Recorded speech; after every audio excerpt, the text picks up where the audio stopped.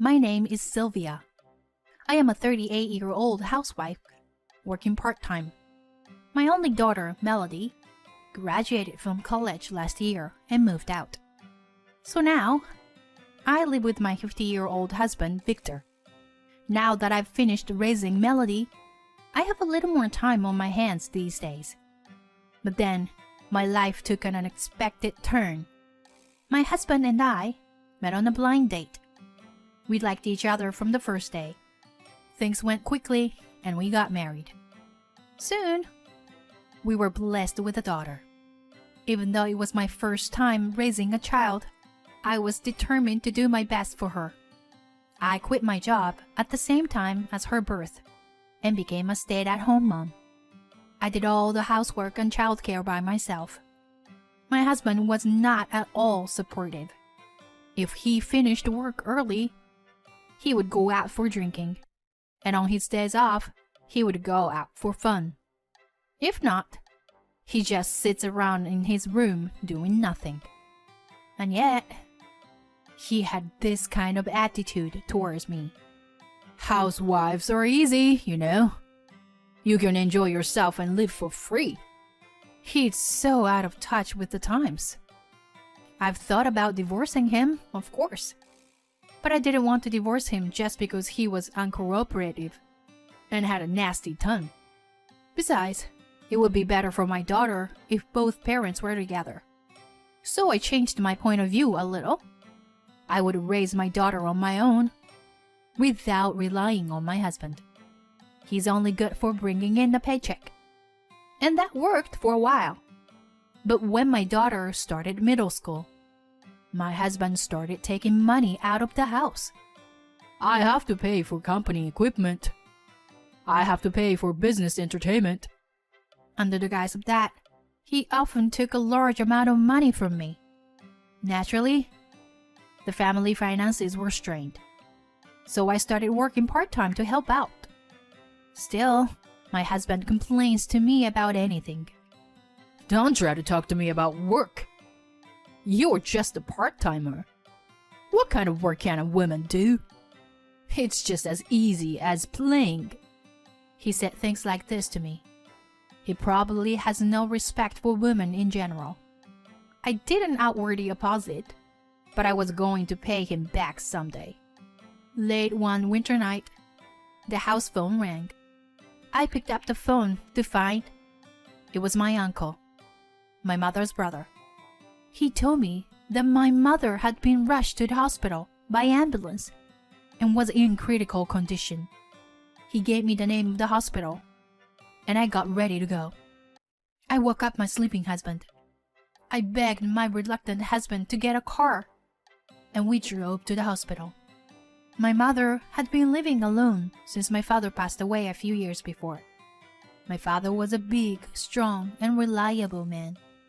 I loved my mother, who smiled peacefully next to him. My father died after several years of illness. But even after my father's death, I could always see my father next to my mother, who lived modestly, to listen to my worries about my husband's words and actions. I can't believe my mother might be gone soon. I was sitting in the passenger seat, praying for her to hang on. When we arrived at her hospital room, my uncle and some other relatives were there. According to what I heard, my mother suddenly woke up in the middle of the night with chest pains. Unable to decide whether to call an ambulance or not, she called my uncle. She finally called an ambulance after my uncle strongly advised her to do so. My uncle, who lived nearby, immediately went to my mother's house. He also accompanied my mother to the emergency room.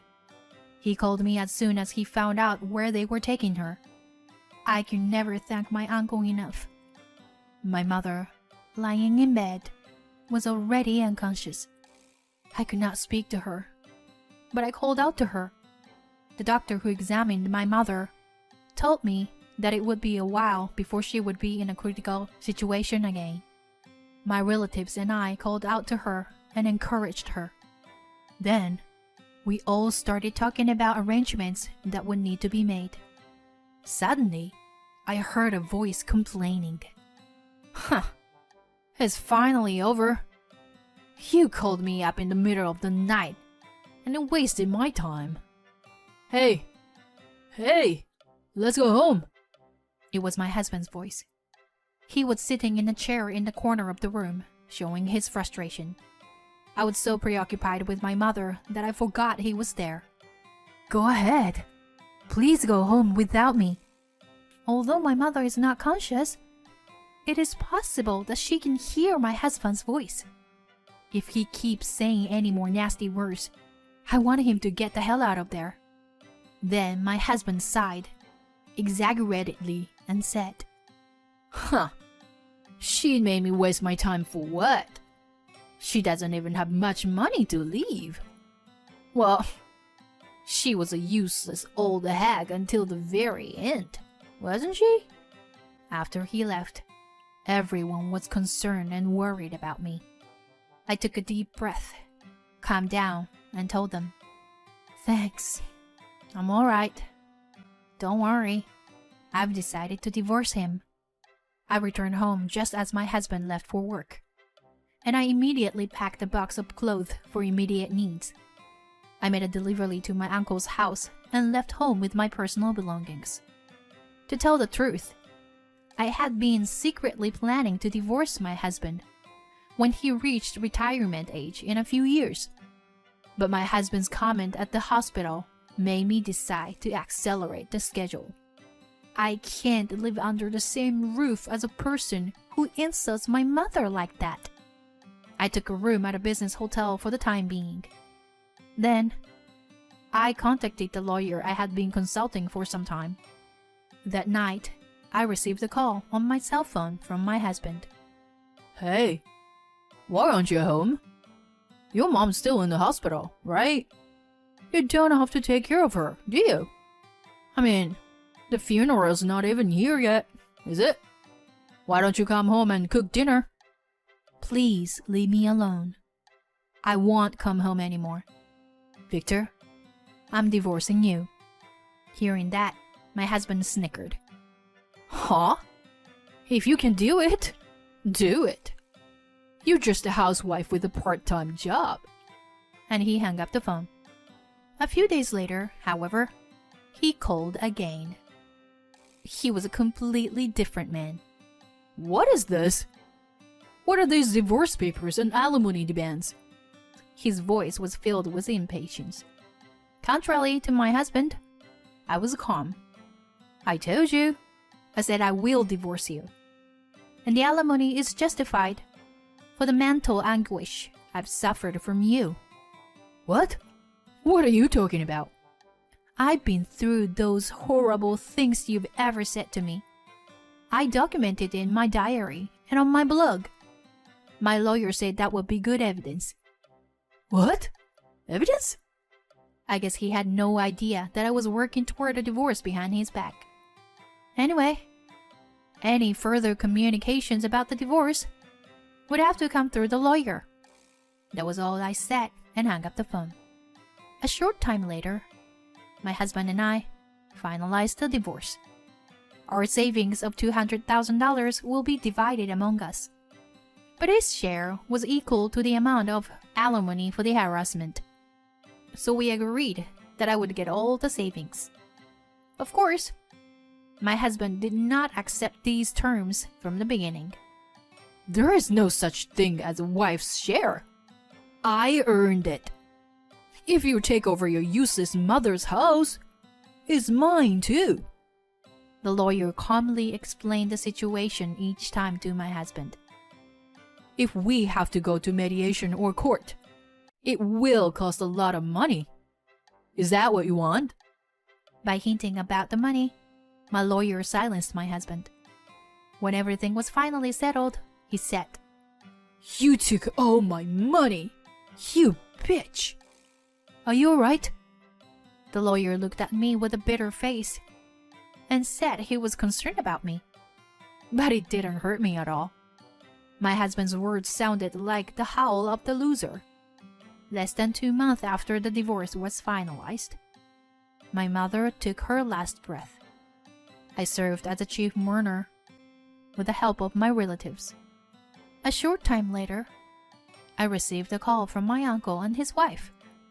They wanted to see me as soon as possible. I was a little nervous and went to the restaurant when we were meeting. Once we seated, my uncle got right down to business. Actually, I got a call from Victor wanting to borrow money. I knew about your divorce and how it happened. So if I had picked up the phone, I would have immediately yelled at him and hung up. But instead of me, my wife picked up the phone. Yes. I was the one who talked to Victor. I knew what was going on with you and Victor. Also, I had heard about his outburst in the hospital room, you know? So I had no intention of lending him money to begin with. But I was curious about what he had to say. I pretended to be sympathetic and asked him why he didn't have the money, pretending to be fooled. Great job, Auntie. But seriously, why? Why does he need money? I wondered. Sure, I got the couple's savings after the divorce, but my ex-husband has a job, so he should be getting paid all right. And you know, he gambled away his paycheck. Whenever he ran short of money, he would borrow money from consumer credit companies. Eventually, he ran out of money and the credit companies garnished his salary. And when his boss found out that he was in debt, Victor took early retirement. Whoa, what a mess. But didn't he receive severance pay even though he retired early? Well, what is it? I guess it's called an advanced payment system, isn't it? It was added to his salary and bonus a long time ago. Moreover, the severance pay he received in advance was based on the amount he would have received if he worked until retirement. But Victor retired early, so he had to pay the difference when he quit. He couldn't borrow any more money from consumer loans, and he can't find a job. So that was the reason for his financial trouble. I didn't know he was taking advantage of the advance payment plan. I vaguely remember that he stopped showing me his pay stubs at some point. I'm sure that was when he started using that advanced payment system. So, after listening to what he had to say, I said to him, "Oh my gosh, let me talk to my husband about it," and hung up the phone, you know? My aunt laughed like she was entertained. Later, I found out that my ex-husband had called not only my uncle, but also all my relatives and asked them to lend him money. How could any of my relatives lend money to him? Even the people who came to the wake and the farewell ceremony knew about his outburst at the hospital. I have no sympathy for my ex-husband. I guess he ran out of people to turn to. One day, an unknown number called my cell phone. "Hey, it's been a while. How's things?" That was my ex-husband. A voice like I'd never heard when we were married. I got goosebumps from the sound of his sticky voice. "I went to see your mom's house. They're doing construction. Are you going to live in it after the renovation?" No, I'm renting it out. To tell you the truth, I would have lived there myself, but my ex-husband knew where it was, and I thought it would be dangerous, so I decided not to. I don't even want to give him the whole backstory. "Then where do you live now?" I would never tell you. Well, it's a condo with a concierge at the entrance where you can't just walk in. "What? A condo?" My ex-husband is speechless with surprise. No wonder.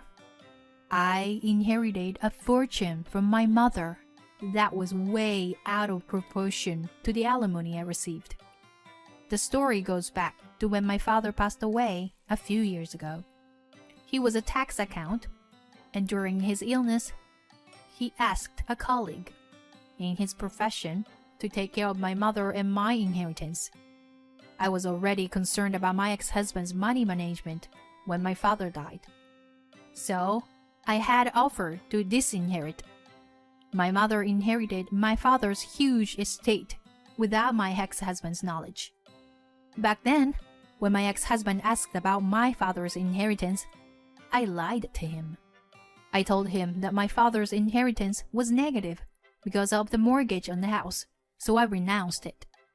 My ex-husband seemed to be easily conceived and didn't ask me about the inheritance anymore. And now I have inherited everything my father left from my mother. Even if my ex-husband tried to touch it, it's safe because we are divorced. My mother was a modest woman who liked to wear a simple, high-quality cloth that lasted a long time. That's why I think my ex-husband assumed that my mother was poor. He had no idea of my intentions or where the money came from. I am not going to tell him. If you can afford a condo, why don't you lend me some money? Right, Sylvia? Please. We even had a child together. The only thing I'm grateful for is that I met Melody. But that's all. You left me to raise her alone. You've always looked down on me. And the time we spent together as a couple was just unbearable. Do you really think I'd help you? Well, let's let bygones be bygones and get back together again. Absolutely not. Besides, you are a full-time employee, right? You get paid well, right? Unlike a part-timer like me.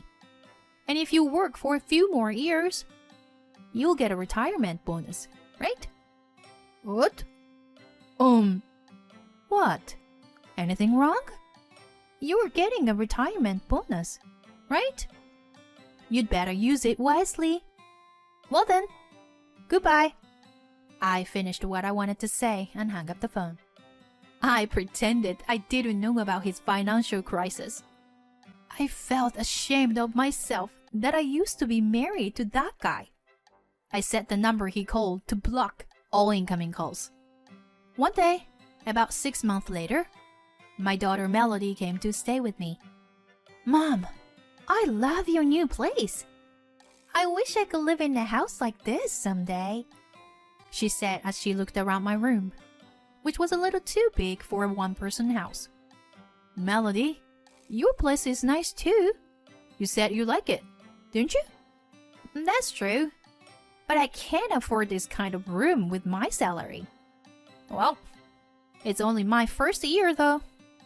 She takes a sip of her after-dinner coffee and smiles wryly. Seeing her smile makes me feel peaceful inside. My ex-husband's rarely mentioned between us. Mom? Actually, there is someone I'd like you to meet. Oh, really? You have a boyfriend? What's he like? Well, you know, don't laugh, but he's a tax attorney. What? A tax attorney? Yeah. Can you believe? And there is more. One day, I found a book on his bookshelf, and it was the one Grandpa wrote. I thought it was fate, you know? Whoa, Melody. What a nice coincidence. Grandpa must be very happy. My daughter smiles shyly. I look forward to the day when I see her future husband standing next to her with a gentle smile.